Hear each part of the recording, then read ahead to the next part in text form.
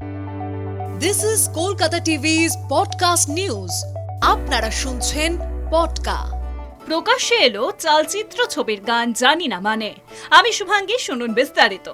দীর্ঘ অপেক্ষার পর প্রকাশ্যে এলো পরিচালক প্রতিম ডি গুপ্তর বহু প্রত্যাশিত ছবি চলচ্চিত্রর প্রথম গান জানি না মানে, যেখানে একসাথে তাল মেলাতে দেখা যায় টলি অভিনেতা টোটা রায়চৌধুরী এবং বলি অভিনেতা সঙ্গে জনপ্রিয় ডান্সার শান্তনু মহেশ্বরীকে। সঙ্গে লাল ওয়ান পিসে রূপসী রূপে ধরা দেন লহমা ভট্টাচার্য। জানি না মানে গানটি গেয়েছেন কিংবদন্তি শিল্পী ঊষা উত্থুপ। সেই গানেই ধরা দেন টলি অভিনেত্রী লহমা ভট্টাচার্য। পাশাপাশি একসঙ্গে নাচের তালে দেখা যায় টোটা রায়চৌধুরী এবং শান্তনু মহেশ্বরীকে।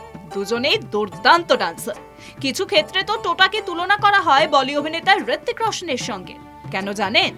বলি অভিনেতা ঋত্বিকের নাচের ফ্যান প্রায় সবাই, আর সেখানে টোটাও নাচে কম যান না। তার নাচের ফ্যানের লিস্টও কিন্তু ছোট নয়, বেশ লম্বা।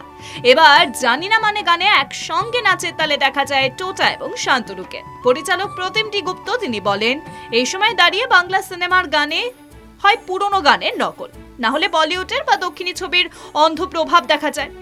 আমাদের ছবির গান জানি না মানে একটি নতুন অনবদ্য ডান্স নম্বর।